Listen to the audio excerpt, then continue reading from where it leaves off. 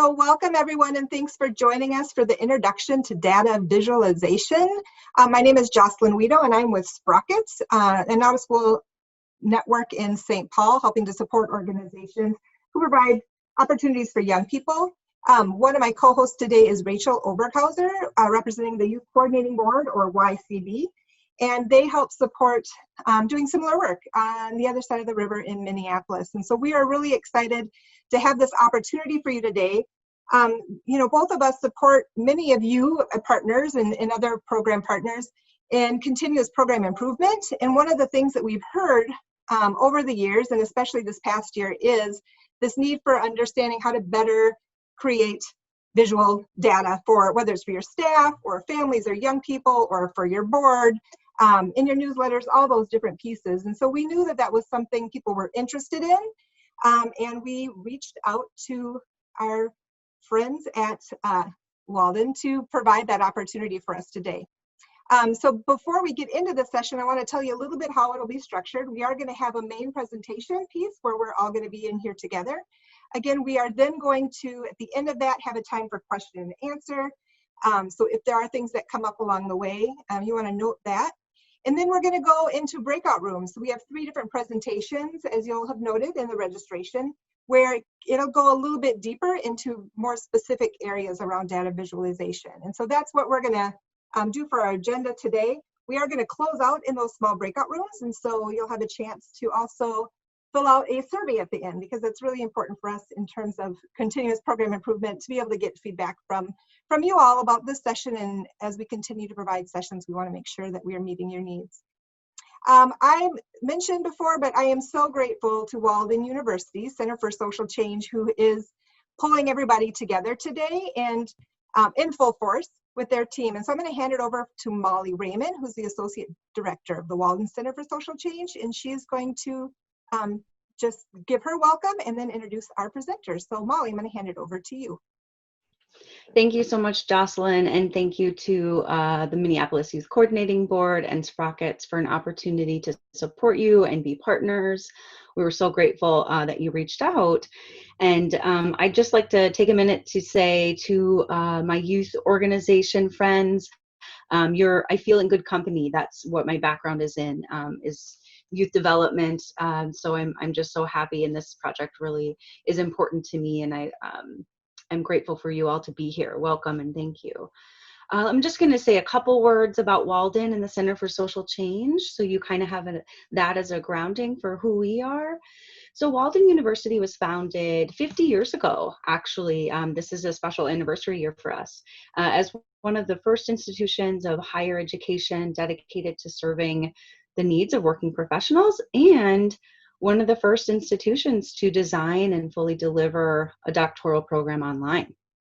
So while our Minneapolis is kind of our home for our academic headquarters, we've actually been able to graduate almost 150,000 alumni from 165 countries to earn both their undergrad and graduate degrees. And Walden, at its core mission, is committed to social change. This shows up in our curriculum, our doctoral requirements, and many learning and action initiatives, such as this, actually. And so Walden Center for Social Change is a fairly new center, but we've been around, or haven't been around just for a couple years. We've been able to make an impact that we're proud of. And so what we do is we're a connective hub that's dedicated to empowering change makers, building community, and elevating social change outcomes. So with that, I'm going to turn it over to our presenters. I'm so grateful to our subject matter experts, Dr. Jim Lenio, Hillary Blevins, Dr. Dick Larkin, and Dr. Martha Larkin. So I'm going to turn it over to Jim, who's going to kind of get us started. And again, thank you all for being here and an opportunity to partner with you. Thanks, Molly. So let's see here. Just making sure everybody saw the slide switch, right? All right, good.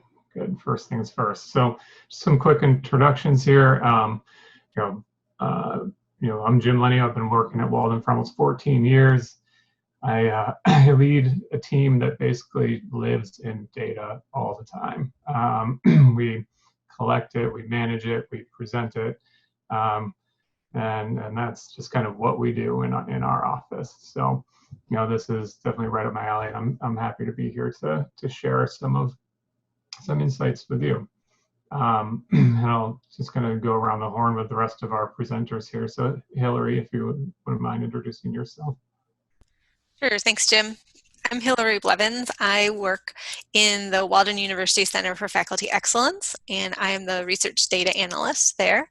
And prior to coming to Walden last year, I have 18 years of experience in the not-for-profit field, working with youth development, program design and evaluation, survey design, strategic planning, and I am happy to be able to share what I've learned over my years with you all. Martha, would you mind introducing yourself? Yes, I'm Martha Larkin. I have a background in education, both in public schools and in higher education. I came to Walden in 2009, and my focus has been on educational assessment, and specifically I enjoy working with data visualization. Thanks. It was a little hard to hear you there. So next time, if there's a way to get closer to the mic, that would help, I think. And Dick, would you mind introducing yourself? Hi, my name is Dick Larkin, and I live with the lady that just introduced herself here in Miramar Beach, Florida. I have about 40 years of experience in higher education and research and consulting. My background is in urban and regional planning and public policy, public affairs, and I've dabbled in geographic information systems and management training. And recently I've become very interested in data visualization and innovative research techniques. And those two fields blend together quite well. So I'm very happy to be here today and share what I've learned about data visualization with you. I look forward to working with you. Thanks. Okay, thanks. All right, so you can see our little comic on here, right? So this is the sort of thing we're going to be avoiding today, right? But so just moving on here. So kind of this is what we want to make sure that we're going to kind of cover. You know what? There's a lot of details that can go into good data visualization. But the focus here is really going to be on kind of some of the more general principles. And, you know, we want the goal here for all of the attendees, all of you, to be able to come away with a general understanding of what makes for good design, and some insights or things that you can really take back and apply immediately to your work. The more detailed stuff some of the breakout sessions are going to go into more detail, a little bit more advanced topics, and a little bit more how-to. So right now, the rest of this presentation and this general setting is going to be a little bit more higher level, that focus on things that kind of apply in some ways universally across data visualization. And so I'll turn it over to Hillary. Hillary and I are going to go back and forth a little bit in this presentation. Let me unmute myself. All right, thanks. So the first thing that's important to understand is that your data and the questions that you're asking, it will guide you in your visualization choice. Some charts are better for showing comparisons, changes over time, or progress to a goal. So let's take a look at some examples. This slide shows two commonly used charts. First, we have on the left the clustered column chart. It compares two or more data points, and it has a vertical axis. And in this example, we're dividing up the number of students by their grade. On the right, we have a clustered bar chart. It compares two or more data points with a horizontal axis. And these chart types are familiar and very easy to interpret for most people. The axis should always start at 0. And labeling the bars, as we've done in these cases, often eliminates the need for an axis label or for grid lines as well. Sometimes we want to compare parts of a whole, and there are chart types that do that well. On the left, we have the 100% stacked bar, and it compares two or more parts of a whole. It can compare multiple wholes and their parts, as we have in this example, where we're looking at how many people agree or disagree for the 3 different statements. On the right, we have a pie chart, which we should also be familiar with too. It also compares parts of a whole, but we need to use some caution because this is best used when it's limited to 2 or 3 parts, and we generally list those in descending order. So the largest pie is the first pie going clockwise. When we want to see how something has changed over time, we often use a line or a slope chart. The line chart on the left shows 1 or more series of data over the multiple points in time. We always want to make sure that the latest date, in this case 2015, is on the left, and we go to the most current date. A slope graph on the right is similar because it shows the increase or the decrease in data over 2 points in time. Another chart that is a more advanced chart called a dumbbell chart has a similar function to a slope chart, but the axis is horizontal instead of vertical in this case. And if we want to see how we have progressed toward a goal, we need an immediate level charts. Here are 2 options. We have a benchmark line on the left, and we have a thermometer graph on the right. These both have added reference points that give context to the other data points. Not only does it show where we are, they also show where we hope to be. And these are more sophisticated because they use a synchronized axis, a synchronized secondary axis. Sorry.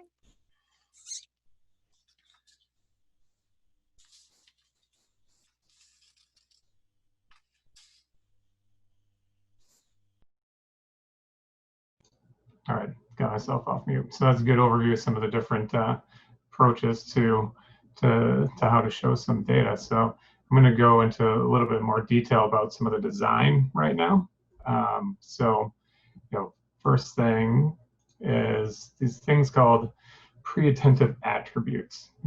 These are things that basically catch your eye right away, right? It's really easy to pick out very quickly what the differences are, right? So if you look in each of these squares, you can figure it out, right? Orientation, very quickly, there's a slanted line in there. It's the only one, right? Line length, width. Our eyes just naturally go right to those and pick them out very quickly. And down below, you can see even with the color, right? There's a difference in intensity and difference in color, and then different spatial. So, these are ways these are things to think about when you're creating charts as a way to really draw the eye to the place that you really want it to be drawn to.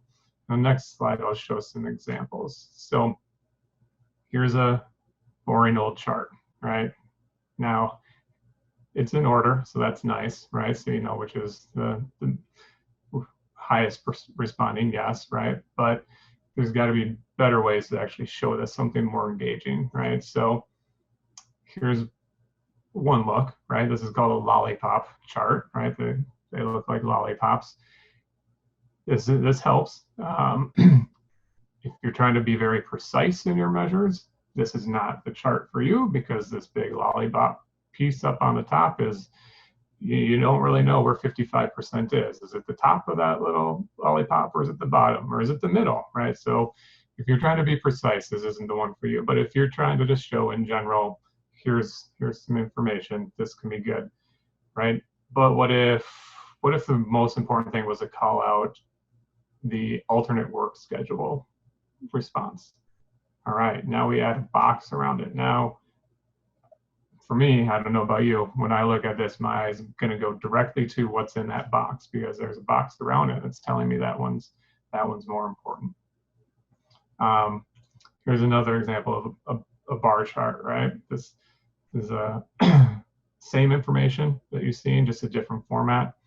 But what happens if we change the color, right? That's another very simple way to just really quickly draw somebody's attention to exactly what you want them to be looking at.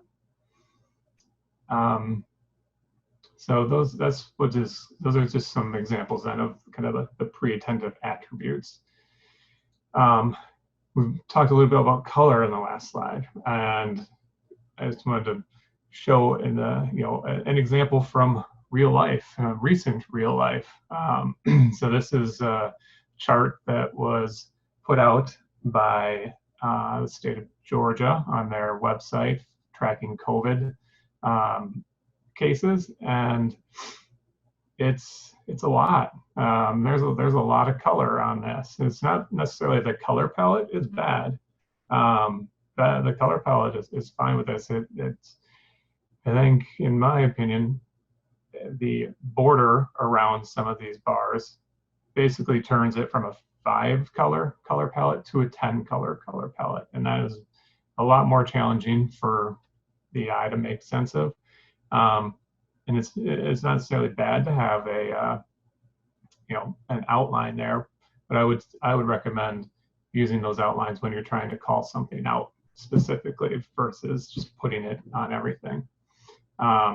So it's a lot, I feel like if you stare at it long enough, it's a magic eye kind of thing. You might see something coming out of there, but besides the color, there are some other challenges with this. I'm not sure if you can see the bottom x-axis, but it's not even in order, which is, Hillary said in an earlier slide, you need to be in order, especially on something like this when it's dates, right? So that just makes it way more confusing. Plus, there's just a lot of bars on this one. So, I would recommend if you made a chart, keep it. You don't want to have this many bars for sure. I don't know if I have a great number to say, but this is too many. I can say that. So continuing on with the color. What I put on this slide on the left is Walden's color palettes, right? And so you can see, the colors go together nicely, and there's softer hues, and it's put together with a purpose, right? And now in Excel and Word, PowerPoint, they all have color palettes built in to them as well, and you can choose which color palettes you want to use. If your organization has a specific color palette, hopefully you're using that one. I would do that. The other thing to think about with color palettes is the accessibility piece. And you can see, I put a link up in the top right to a site where you can check accessibility, right? So you can put in two colors, and it'll tell you if it meets the standards of a couple different organizations and in terms of being accessible. So what Walden has done is basically put together this chart on the right, which shows you each of the colors, and then the equal sign with a slash through it means don't use this color with that color, right? Don't try and write on top of this color with that color. If it doesn't have a slash, that means you can use it. The H is for headings and the T is for titles. So you can see on the far left, the darker it is, the more accessible it's going to be, right? So you can put you can put more color based, more variety, than the darker that it is. You can also, and then you can kind of see the further you go into the lighter areas, there's a lot more, equal signs with a slash through them. So, this is helpful for my department as we're creating visualizations to know for sure, right? We're not going to put a light color with a light color because you can't really see it very well. So some more considerations there. And so just a quick example to go through with the, using color purposefully. So I threw together just a very, very quick chart, right? So this is basically the Excel default chart. And it's going to bring that dark, that blue, and it's going to put on there a numbering that's in a black color, okay? Now, what happens if you just change that color to white? Well, that's a dramatic difference. You can actually read the percentages in this chart now. All right, well, how can we make it better? Well, put a little color behind it. Does that help? I don't know. Probably not. It might even make it more distracting. I probably wouldn't do that. Do this shading. But the dark outline around the whole chart itself, I think, helps a little bit, in particular with a slide like the one that you're currently seeing, where it's watermarked with a big W there. So putting kind of a boundary on your charts in this case, I think, is useful. All right, so we highlighted we shaded the part of it. Now we're shading the whole thing. Did that help? I'd say no, it's not really. Now get rid of all the shading, change that to black and white. Now we can really see some distinction. It's probably hard to tell, but I did also change the font color, or yeah, the font color. So on all these other charts, it's kind of like a lighter gray. Now this is black font on these. So now things are really popping. You can see very, very clearly, kind of compared to any of the other charts, what's going on. So I think this is good. I also removed the lines. The lines can be distracting if they're not needed, especially in a chart like this, or there just isn't much more than its 2 percentages. So you can consider getting rid of lines sometimes. It can be helpful. And then the last one, just brought it back to the Walden color palette and threw that in there. And so in my opinion, I think you can probably see the white on black a little bit better, but if you're working with your organization, I think it's useful to keep using your color palette as well. So in my opinion, those last two would work the best anyways. And I just wanted to show a few examples of kind of things that we've created in the department that I lead. So you can see our background is dark black, and we use white font on top of it. And see, it's very easy to read. You can see we're using the color palette, Walden's color palette. And then in the bottom chart, you can see this darker color, we're using the white font. As it gets lighter, we switch it to the dark font so that it's easy to see the information being displayed there. So just a few examples there of how we're actually using color purposefully as well. Then there's a few other things I wanted to talk about in terms of design. In general, I think less is often more. It's very easy to confuse an audience, somebody who's reading, trying to interpret a chart by having too much information on there. Keeping it simple is always a good strategy. So, there's a few things I just want to go through here. So one of them being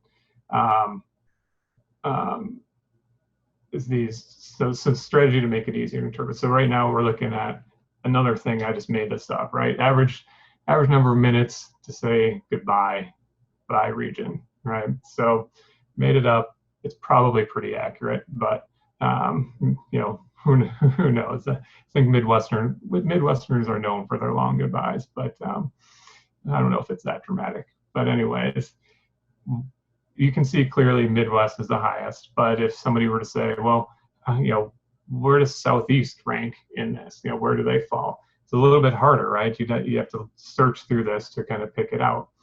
So make it easier for your audience. Sort your data from, sort your charts so from largest to smallest, so you don't have to try to search through there to make that decision to figure out, okay, where do I actually sit in this, or so I think that can help a lot. But I'd also caution you to only do that when it makes sense, right? So if there's an order to your data, right? So if it's like a Likert scale where it's like strongly agree to strongly disagree, or if it's in age ranges, or I would say course grades even, or GPA, something that has a very distinct order, keep it in that order, or else you're really going to confuse your audience if you're throwing that access around in different directions, like we saw on that COVID chart where they had the dates in different orders, right? I also say similarly, if you have multiple charts, you're examining the same groups, but on different measures, right? So like if we were to be also looking at the percentage of people from each region who call a sugary carbonated drink in a can pop, we might want to have these in the same order as well, so you could kind of see the the change, right? Okay, well, these Midwesterners, they take a long time to say goodbye, but most of them don't call that carbonated drink pop, right? Something like that. So it'll be easy to see some of those changes that way. Let's see, sticking with the lesson is more and sticking with the goodbyes. This is pretty close to a default chart. I think there's a few extra lines in here, but this is pretty close to a default chart that Excel will make it for you. It's not terrible. Right now it's sorted, right? But there's a lot in here, right? You have numbers on the side here, you have labels down here, you have a big title, you have all these lines that you're trying to make sense of. And it's easier on people's eyes, it's easier to interpret if you can get rid of a lot of that clutter, right? So what do we do here? We got rid of all the grid lines in there. Those aren't helping really in any way your data visualization. We got rid of the labels even, because our labels are already in our title, right? We're saying this is the average number of minutes by region, all right? So it's very clear what we're looking at. And we also added something though. We added the data label. So we added the number of minutes to this. So, data labels can end up being very useful. If you're going to remove kind of the access labels, just make sure that your title is very descriptive and it's going to be easy to know what you're looking at. Oh, and there is one more, less is more piece to this. So here's a chart. It's a challenge. You can't make too much sense out of this one. The lines kind of all go together. It's easy to do this in line charts, so here are a few strategies that you can do with line charts. More than 4, you might want to try something different. There's a strategy called small multiples, right? Where basically you would be, instead of having everything on one, you would create a number of very small charts showing the same thing with a line on it, and that can help reduce all the clutter here, and maybe there's something really good going on in here, but I can't tell by looking at this, right? And line charts are typically used to show trends over time. This seems to be showing different items, and I'm not sure if if a line chart is the most appropriate one for this, but this is what was chosen. And then putting, if it's possible, putting the label close to the actual line itself will help the reader. And in this case, I also like what they've done in terms of they made the label the same color as the line, right? So it's very easy to now know, okay, this name is associated with that name is associated with that. They're very distinct. They're not overlapping like crazy. So I think you can see there's just a lot more clarity when you can remove this clutter and these lines. All right, so we're going to move now to kind of the focus of the audience. So Hillary and I were talking about this. Hillary has a lot of experience with nonprofits as well, and we were thinking about who are the audiences, right? And so we thought, all right, up at the top is your clients and your general community, and we have them up there in a small kind of green area because this is the area where we're thinking you don't want to have too much detail in this. This is really like where you're just highlighting, hey, here's who we are, here's what we do. These sorts of data points. This is a group that likely isn't as into the fine detail of what's going on. And as we go down, so the board and leadership and funders, so this is probably, we're thinking more of where you would want to share your accomplishments and your challenges and your trend data, right? So kind of, you know, how good have you been doing, and kind of bragging about it in that way. And then as you keep going down, this is where you get very granular and very detailed. This is a decision, this is data that, you know, you're going to use operationally for decision making. So, so I've made up some data. Again, here's a quick chart of what I made up, just so you know. So just a little bit of overtime based on some Minneapolis neighborhoods, and I call it program attendance, right? So what I want to do is just kind of walk through kind of each of these steps using this data to show how, you know, this one little data set can be used to communicate at each different level. So we'll start with the top level, the clients and the general community, right? So this is a group that doesn't need much detail. They just want to know what's going on. So there's a type of visualization called a single large number, right?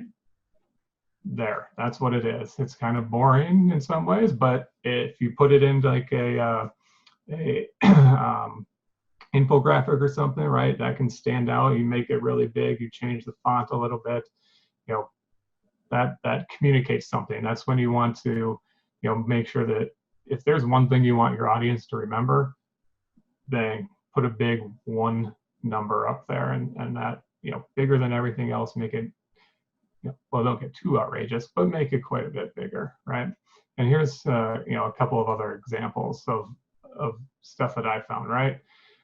Very clear, 3 billion people. Okay, this is what they want us to remember out of this, all right? 300 species of octopus. I probably won't forget that now, unfortunately, but so these are the things, right? Whatever you want people to know, the most single large number can be, you know, a good strategy for that approach. The next one is a large number with an icon, right? So still a big number, but we got a little, you know, a little image there. So it's very similar to the single large number, but it gives that additional visual cue. And in some cases, no additional kind of text like we have here is necessary, as, you know, we're all used to seeing things like this, right? I think we all know what this means. I don't know how this person has 113,000 unread messages, but yeah, I would not be doing good if that was me. But you know, very clearly, you know what's going on. You know, all right, I have one missed call. I have one, you know, text I haven't looked at. So, you know, these are some good strategies for that top level. So if we go to the kind of the middle level there, where we said trend data is probably the, you know, one of the things that you want to be showing there. And well, the tried and true method of showing, you know, change over time is your line chart. And so here's just throwing out some ideas for how to make that line chart, you know, more easier to understand. So in this first chart, you know, using the same colors as I was using in the other ones, that purple color, got rid of a bunch of the lines in there, you know, used my pre-attentive attribute and circled the highest number here. So that's an approach. And then, you know, here's the exact same chart, but, you know, a different focus. So maybe there was an enrollment goal and you had a target. So I just literally like drew, you know, used the thing where you can draw a line in there, put it in, did the target, I identified it, and all I did was for the years where the target wasn't met, I put their label below the line, and the years that the target was met, the label went above the line, right? So it's very clear. You can see where which 3 of those 5 years the goals were met, right? So moving on to kind of the bottom area, so our operational decision makers, and remember, this is all based off this same, piece of information that we've been going through. And so this is where we're getting more detailed, right? So now we're going to look at it by these actual neighborhoods. This is probably more important for decision making than maybe it is for some of the higher level informatics. On this chart, what very clearly distinguishable colors. Got rid of the legend. When you make a chart like this, it's going to bring up a legend. I always delete the legend if I can, and I try and type in the name and put it as close to the line as possible, so it's very clear. And then another approach here is well, maybe it's a little bit harder to see in this slide on the left, but the Hiawatha attendance has been going through the roof. So maybe that's something you really want to call out. So you kind of mute color the other lines and really highlight this Hiawatha, and even putting some data labels if you're really wanting to call that out. So this is just a quick demonstration, and the visuals created here may be also appropriate for other levels, but this is just kind of a way that I was hoping to be able to show some very clear differences between the level of detail that you can put in a chart for your various audiences. So now turn it over to Hillary again to talk about the next piece. All right. Well, Jim's got a really great segue with his one large number, because now we want to talk a little bit about how words can be visualized. And these are, so let's see some options for visualizing text-based data. Qualitative data is the data that describes the quality of something. It's not always easily counted. Sometimes you have to categorize it and then count those categories. It's often where you're going to find the information that comes through from an open-ended response question on a survey. What was the best part of this program? How could this program be improved? Those types of things. So one way that is a good way to show some qualitative data is a word cloud, which you see here. And it groups words it groups reoccurring words together, and the font size is proportional to the frequency of that the word occurs. So the larger word here, the largest word in the sample is data, and so it is the largest. But you can also see that there are smaller words in there. Word is smaller, qualitative is smaller, design is smaller, fun and easy. Sometimes that doesn't come up so much when we talk about data, but it certainly can. So this is a good way to show data in a very general sense, when you don't have to be so accurate. There are a lot of free word cloud generators out there. Two of the common ones are WordArt and Wordle, but if you do a Google search for a word cloud generator, you'll get a whole list of other ones, so you can find the one that has the features that you like. A lot of times you can adjust the fonts, the colors, sometimes the text direction if you want words to go sideways and up and down, and some of them will let you do a different outline. So this is kind of the cloud-shaped outline because it's a word cloud, but you could do hearts or flowers or something maybe that is more related to your organization as well. Two other ways to describe, to visually describe words is quotes, which you can see on the left. They are a really great way to bring in the client voice into a report. You can choose a statement that illustrates and enhances the quantitative numerical data and really brings life to what the numbers are saying. This example shows we've added a call-out box, or you could add a shape. We've also played with some color for some additional highlights, and it's a good place to bring in a secondary brand color if you've got more than one color for your report that you're working with. On the right, you can also bring in icons. Jim had an example of the children, elementary school children, hula hooping, and this is another way when you have just a simple statement or a short phrase and you just want to make it a bit more visual for people to pay attention to, because again, those pre-attentive attributes, we're going to go to the thing with the image as well. Sometimes an icon can replace a graph of quantitative data that's limited and straightforward, We could have a pie chart here. We could have all sorts of different things, but really we just want to have one simple statement. So this is maybe a better way to do it instead of a fancy chart or graph. And again, it's also a good way to add some color. We've changed the outline of the icon from black to gray, so it's a little more softer, also blends with our palette. And then we've changed the font color to match our palette as well. One other thing to think about is that you want to consider the borders and the icons, the style of the borders and the icons, excuse me, and match them with the style of your font. You can see that the font that we're using here has rounded edges and lots of curves, and so that's why we have a call-out box that also has curved and rounded edges. We also have curved and rounded edges in our icon. It's an extra little detail, but it can really take something from a good report to a great report. So make sure that you're taking a look at the angled and the rounded, or the thick versus the thin lines as well. And a lot of those things you can also adjust in your program, whatever you are using to make those. Back to you, Jim. All right, thanks.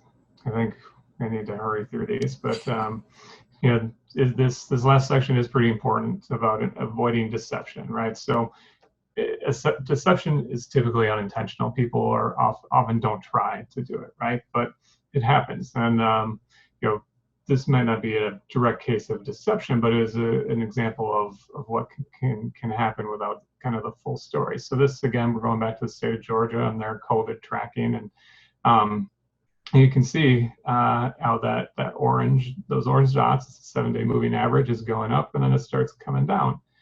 And at the far right, there's that kind of lighter colored everything, and it's really, you know, going down over there. Well, the detail behind that lighter colored is that that's the last 14 days, and it can take that long for somebody who has had a test to get the results back, or to show symptoms, right? So it is very, all this is doing is showing you exactly what it is right now, but there's a lot of risk in that kind of shady area. So what's happened, right? So what did end up happening is it did go down a little bit, but it came right back up. And you know, if you looked at the data trend, that's what the data trend was saying was going to happen, right? So you know, this was something that was, you know, this and the other thing from Georgia I showed was in the news a decent amount about, you know, calling it out for bad data visualization, basically. And you know, this was a big deal because this data was used to make a case about reopening the state, and so just, you know, it's so a word of warning, right? You guys need to be very explicit about what you're showing and what it means. So there's that. Inappropriate size comparisons. Real quickly, you can see this is showing high school grad rates going from 75 to 82%. Okay, so 75%. If I look at this, if I count the number of books, assuming all these books are the same size, I can see 5 books. All right, 75% is 5 books. All right, going to 78%, took 5 more books. Going to 79%, which is 1% more, took 4 books. And then it took just 1 book to go a whole nother percent. 1 book to go another percent, so that's good. There's consistency there. But then going an additional percent, it was the same number of books, right? It's the same height. So they definitely have an issue with their size ratios on this one. And so I took this and I just put it into Excel, did the quick default chart for Excel, and this is what came up, and it looks kind of similar, really. But the issue here is where they started their y-axis. They started it at 70%, so it just looks much more dramatic than it really is. And that's not to say that, you know, 7% increase is bad. That's great to see, but this is a little bit deceiving in the way that they've kind of presented it in this case. And that's kind of what these next couple examples are, right? Here's another y-axis manipulation. We're starting it at 72. And so it looks like there's a lot of change coming, but when you started at 0, it's, it's pretty flat. Again, this is the one, cost of peanut butter, right? Oh, what happened in 2012? It went way up. Well, it did go way up, but maybe not as dramatically as it thinks. And if you're using things with money, it's always best to really ensure that you're using the equivalent cash. What is it? The equivalent of what is what is it today versus what was it in the past, and how do you make those the same? I'm blanking on the word for what that is, but I think hopefully you know what I mean. Using 3D charts, I guess don't do it in general. I've never had anybody tell me to make a 3D chart. I've only had people say don't make 3D charts. There's a lot of issues, right? So one, it's hard to tell which bar is higher in some cases. So for instance, right here, this is a temperature of 77, that's a temperature of 79. If we draw a straight line across, 77 appears higher than 79 here. Similarly, these two over here, those are both 75%, but definitely looks like that first 75% is bigger than the other one. And it's really hard to know too, where is the line that represents this? Is it the back of it or is it the front of it, right? So if you're trying to be very precise, this is definitely not what you want to do. And then it adds in these extra lines that are just useless, right? And it just takes up space. And it messes also with, the axis label here and condenses it and makes it challenging. So those are some, quick recommendations that we had. Overall, just remember that it's really easy to unintentionally make some deceiving charts. So you do have to be very conscious about kind of what you're showing and keep an eye on that sort of thing. So to wrap up, we wanted to just make sure everybody had saw some of the resources that we use, some of the resources we use to create some of this, some of the ones that we like the best. You'll see Stephanie Evergreen's name in here a lot. Her books are, Hillary and I anyways, find them really helpful. There's a lot of step-by-step guides on essentially how to trick Excel to make better charts. So those are useful. So there's some books there, and then a couple websites. Junk Charts is interesting because it's a collection of really bad charts, and they take it and make it better. And then there's some printable guides as well to help as you're working through your own data visualizations.